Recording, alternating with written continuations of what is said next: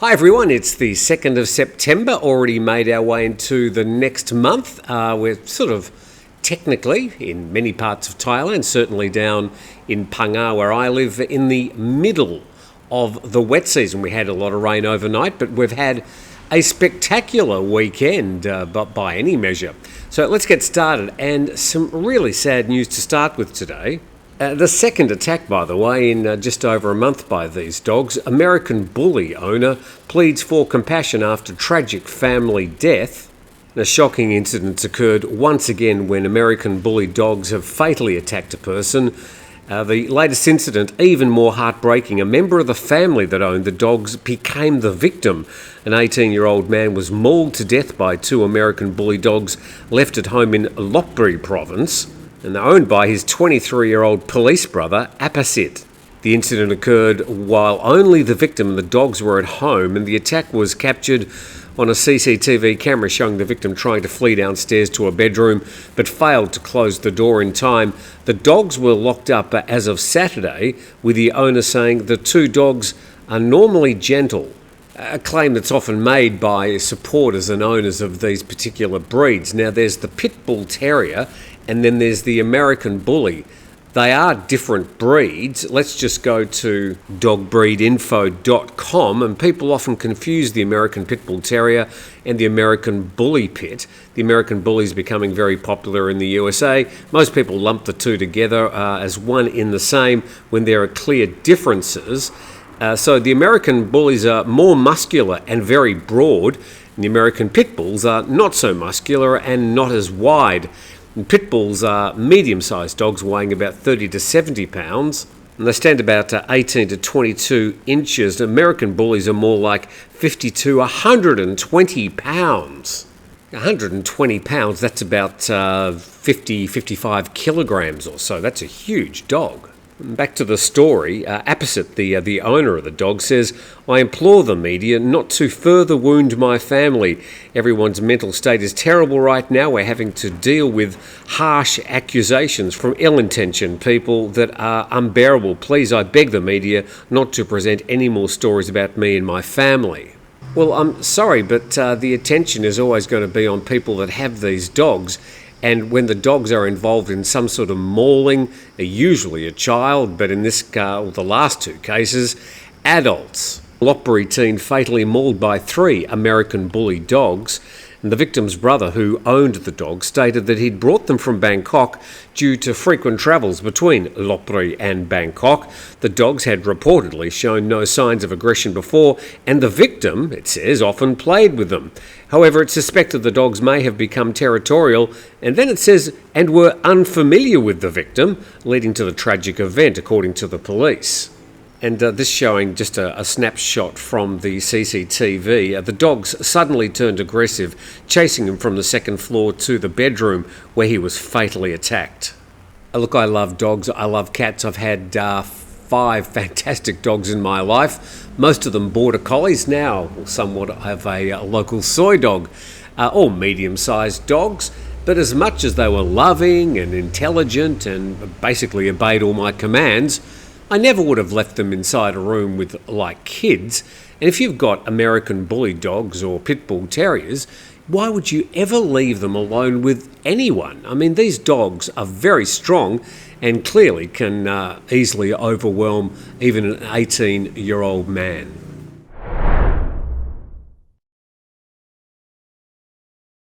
And just further to that story, the 23-year-old owner, who's just lost his 18-year-old brother after an attack from these dogs, says he's going to consult experts before he decides to put the dogs down. I really don't think there's any decision that needs to be made in this matter. Okay, to the Bangkok Post now, and a bit of an update on the flooding. Flooding continues in 4 Thai provinces, and flooding continued to afflict 3 northern provinces and a northeastern province in Thailand yesterday. And we've still got flooding in Chiang Rai, Phitsanulok, Sukhothai and Nong Khai in the northeast. And the Director General of the Department of Disaster Prevention and Mitigation said it's still affecting nearly 4,000 families and 223 villages in the 4 provinces.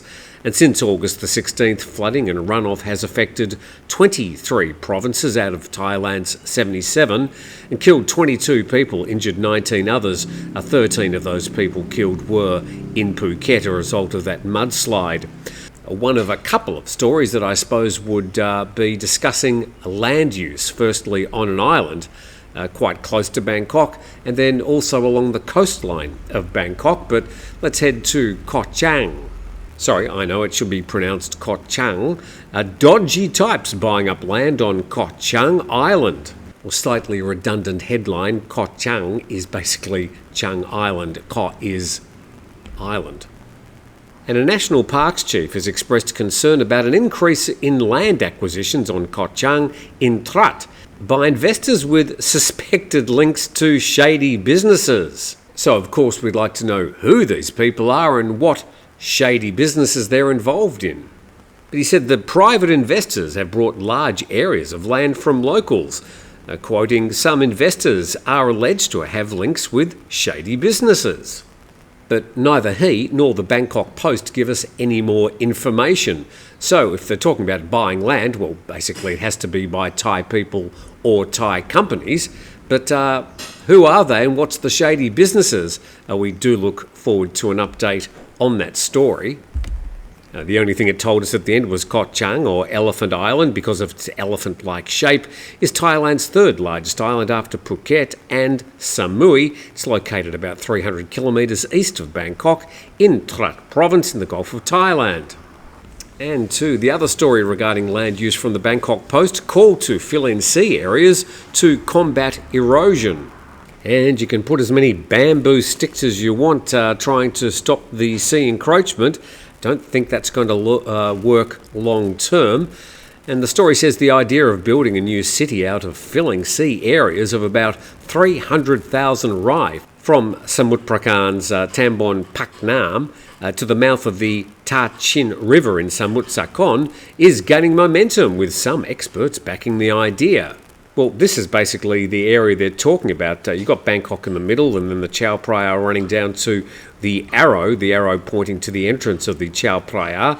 And those 2 circles are both other entrances. It's the area between them, it's some 42 kilometres, that is, well, basically starting to drown. A lot of that area does look like this, with sort of lowlands and a lot of shrimp farming. Some of it they're trying to reclaim, but it's a bit of a battle against the elements each year. The proposed land reclamation project will also double as a key mechanism for preventing Bangkok from being submerged by flood water, while curbing the worsening coastal erosion in Bangkok's Bang Khun Tien district, situated between Samut Prakan and Samut Sakon.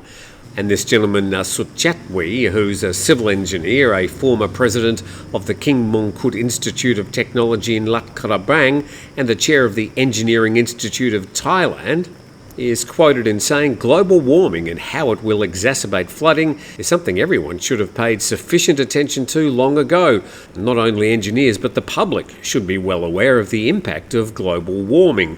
Technically, filling Bang Khun Tien's eroded coastal areas and the surrounding seas is possible, and will potentially add more livable land to this district, whose space has been dwindling due to serious coastal erosion situation. And in addition to the coastal erosion problem, sea intrusion has become a serious problem to certain parts of Bangkok. Particularly bad when there are floods, and the flooded areas include those areas that are also being encroached on by the sea. When the two meet, you get really bad flooding. And it says households in these areas sometimes find their tap water tasting rather brackish, and that's evidence of the sea intrusion problem.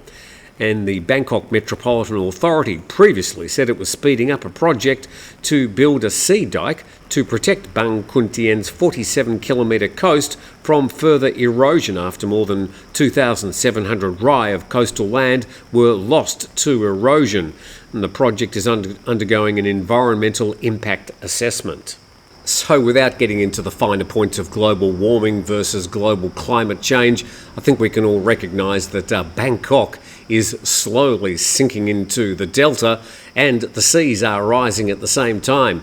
And sometime in the next 25, 30, well up to 50 years, Bangkok is going to be in a serious situation which is going to need pretty much mass movement of the city to an area. A thing that the BMA is looking at and something that they're going to have to start throwing some money at. I mean, Jakarta, they had to face the same situation, and Jakarta's built an entire new capital. Not all going particularly well, but certainly a situation that exists in quite a few of Asia's main cities.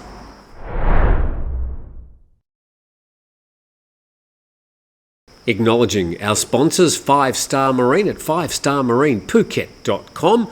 Please check them out if you'd like to go on a bespoke private charter tour out onto the islands of Phang Bay, and also over, here we've got Beach House Thailand. House number 4 is being renovated as we speak. Got bits of paint still on me from yesterday's work, so you can check links to all our beach house properties down in the description area. As we go to a bit of an update on what happened in Phuket last week, Thai PBS World reporting construction around Phuket Big Buddha halted, and the Phuket provincial chief monk has ordered the abbot at the Phuket Big Buddha temple to suspend all construction on Koh Chang mountain, pending an investigation into whether the temple had encroached on national forest reserves. So the Forest Department, who were there in droves last week, suspect the mudslide that killed 13 people in the hills above Karon and Kata was caused by illegal clearing of forest on the slopes of the mountain, which is part of the National Forest Reserve. And the Forest Department allege, however, that the temple is encroaching on about 0.8 hectares on Koh Chang mountain and had built a car park and other facilities. As I said the other day, extremely unlikely they're going to be removing Big Buddha, but I think some of the car parks and some of the other buildings that have been built in recent years may be removed. All right, to another problem in Phuket, but something that you find along the Andaman Sea at different times of the year. Not going to kill you, well, unlikely to kill you, but certainly going to give you a bit of a sting. And the Bangkok Post, today's program brought to you by the Bangkok Post. A venomous bluebottle jellyfish swamp Phuket's Patong Beach. Bluebottle jellyfish, also known as the Portuguese Man O War, also known as stingers in Australia, where they are also quite common. Showing these creatures which just bob along the top of the water, but the tentacles all sort of reach down below the water, and it's the bits and pieces of these tentacles that do cause the stings. And the story says local authorities are warning people to be careful on Patong Beach after dozens of venomous bluebottle jellyfish washed up on the shoreline. They say they received a report of venomous jellyfish at Patong Beach on Saturday evening. DMCR officials and lifeguards from the Patong Surf Life Saving descended on the popular beach, found 40 blue bottles in the shallow water, pushed towards the shore by strong winds. However, luckily there have been no report of stings.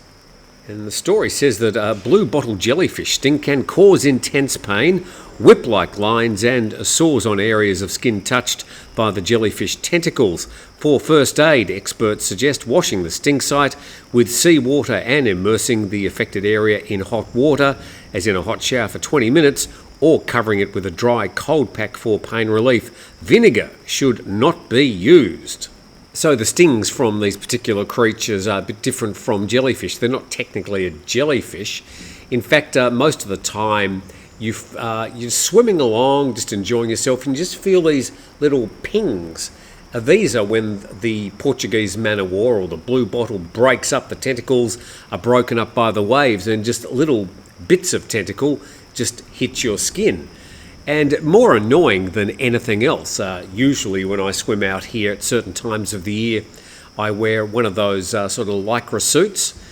Not something you want to capture on camera, but it certainly stops being stung. Only sort of wear it from there to there, but it works perfectly well. So something to watch out for, but it's not particularly a problem. But looks like they've found quite a few of them, and they're warning people, and the lifeguards have always got couple of bottles of vinegar all ready. So with all that, hopefully you're a bit more up to date on some of the main stories around Thailand today.